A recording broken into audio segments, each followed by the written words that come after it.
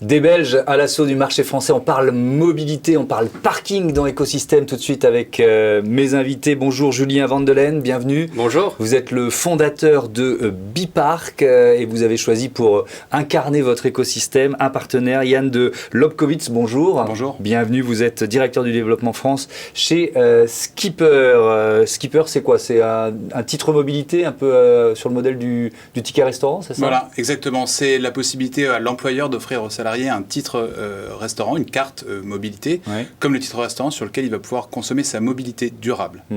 Ok, et donc on parle parking. Bipark, c'est le nom de votre entreprise, qui existe depuis quand et vous l'avez créé avec quelle idée? Donc l'entreprise date depuis 10 ans, on a créé ça en 2011. Bon anniversaire. Merci. Donc c'est la semaine prochaine et donc l'objectif et la vision de Bipark, c'est vraiment de gérer et valoriser des espaces de parking qui sont sous-exploités et de les mettre à disposition de particuliers et de sociétés dans le cadre de leur déplacement domicile-travail.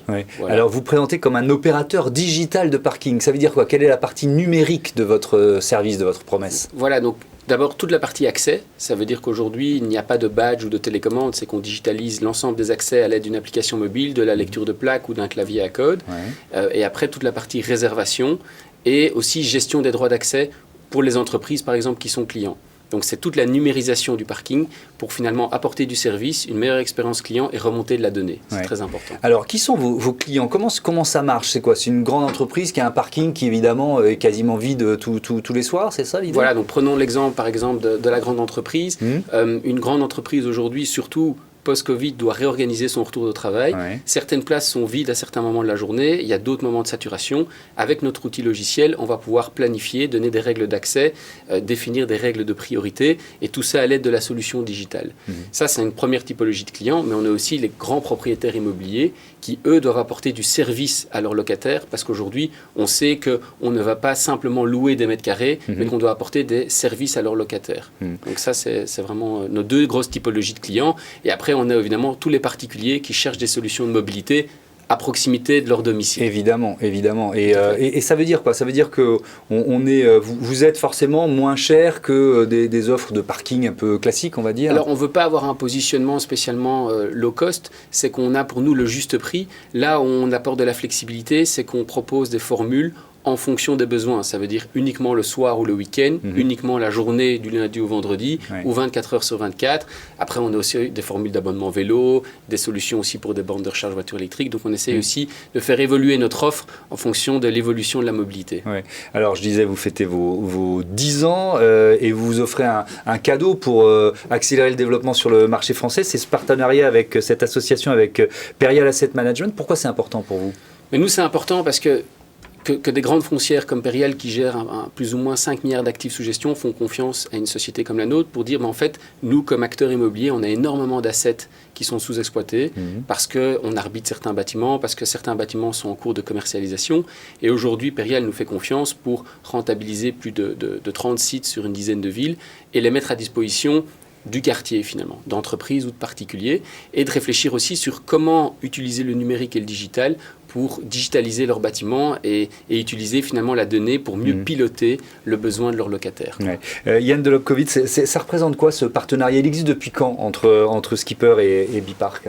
Le partenariat, il existe déjà depuis maintenant bientôt 2 ans, depuis la Belgique en fait, et on est aujourd'hui en train de le déployer sur les premiers cas en France.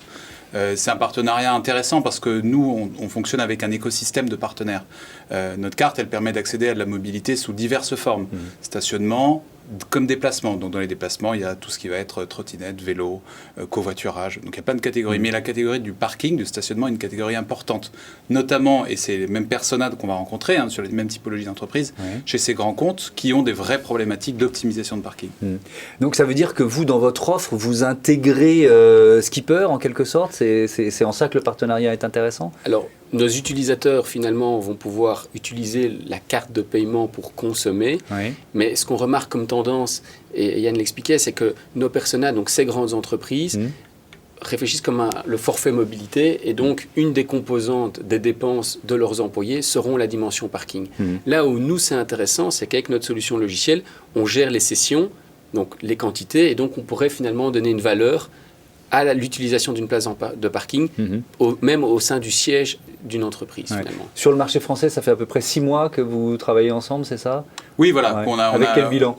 Aujourd'hui, on a un bon usage, on va dire, en France auprès des grands groupes. Donc, on a mis en place ce partenariat sur un cas précis qui est en train d'être lancé. Donc, c'est récent.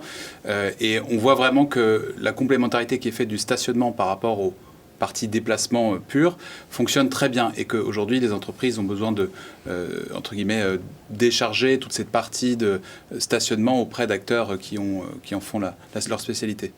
On va parler un peu de Skipper. Il y a un nouvel entrant au capital. C'est qui et pourquoi c'est important? Donc on a annoncé la semaine dernière l'entrée au capital d'ALD Automotive, donc la filiale de la Société Générale, qui nous rejoint comme partenaire et investisseur, à la fois pour devenir leader de la mobilité durable d'ici 2024, ça c'est l'enjeu, la tagline principale, et aussi pour, on va dire, que eux puissent pousser ce message de mobilité durable auprès de leur propre clientèle. Ils sont évidemment teintés de tout ce qui est trait à la voiture, mais la voiture, maintenant, c'est plus suffisant. On parle de mobilité. Et donc, c'est avec cette association qu'on va pouvoir entrer et les faire entrer aussi dans l'univers de la mobilité. Oui, parce que peut-être pour détailler, on peut se déplacer comment avec, si vous nous faites toute la liste avec la carte Skipper. Alors, en fait, dans le cadre de ce qu'on appelle le crédit mobilité, donc je mets un crédit à disposition de mes salariés, l'entreprise est libre de déterminer la liste des mobilités éligibles. En revanche, elle va essayer de coller à peu près à sa politique RSE, et c'est là où on va avoir l'impact mobilité, l'empreinte écologique sur l'utilisation de ce crédit mobilité. Donc peut-être donner accès au train, location de voitures, covoiturage, parking, etc. Mais pas mettre la catégorie aviation. Parce qu'aujourd'hui, l'aviation, enfin les vols, font une empreinte écologique qui est forte et qui ne sont pas forcément en lien avec les valeurs que veulent prôner les entreprises pour leurs salariés. Donc on va avoir toute une série de mobilités plutôt urbaine, durable, partagée, qu'on va retrouver dedans. On parle d'écosystème dans cette émission. Pourquoi c'est un mot important pour vous? Parce que nous, on n'a pas justement la prétention de résoudre la problématique de mobilité, qui est un sujet finalement assez vaste avec la sécurité et l'éducation. On voit que c'est vraiment un sujet sociétal, mais seul. Et en fait, on a une des briques qu'est le stationnement, parce qu'on sait que 30% du trafic est lié à la recherche d'une place de parking. Et donc, on doit le faire en partenariat et de manière complémentaire avec d'autres solutions, start-up ou grands groupes. On a un exemple d'ALD et de Skipper. Et si possible, intégrer. Parce qu'aujourd'hui, on a tous des solutions digitales. Et l'objectif, évidemment, c'est qu'il y ait un parcours client unifié. Et donc, que ce soit fluide, certains partenariats, évidemment, il faut qu'il y ait intégration pour que ce soit le plus facile pour les utilisateurs finaux. Merci beaucoup, c'était passionnant de découvrir ce partenariat Bipark et Skipper. Je vous propose un autre écosystème. Quel duo? On va voir ça tout de suite.